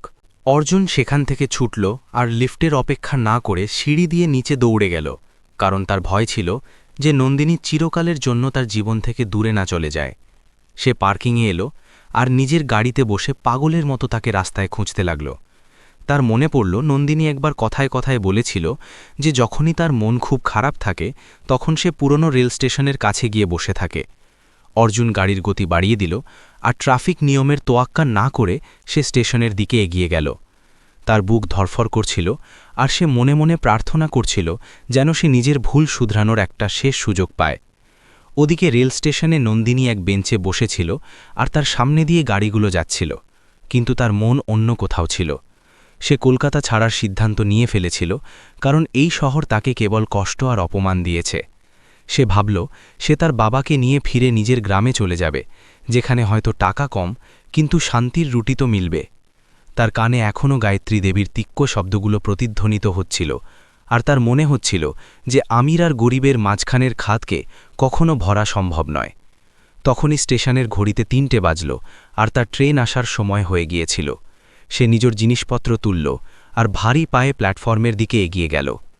অর্জুন স্টেশনে পৌঁছালো আর ওখানকার ভিড় দেখে তার মাথা ঘুরে গেল, কারণ হাজারো মানুষের ভিড়ে নন্দিনীকে খোঁজা খড়ের গাদায় সূচ খোঁজার মতোই। সে প্রতিটি প্ল্যাটফর্মে দৌড়াচ্ছিল আর পাগলের মতো নন্দিনীর নাম ধরে ডাকছিল, কিন্তু শোরগোলে তার আওয়াজ চাপা পড়ে যাচ্ছিল। ঘামে ভেজা অর্জুনের দম ফুরিয়ে আসছিল, কিন্তু সে হার মানল না।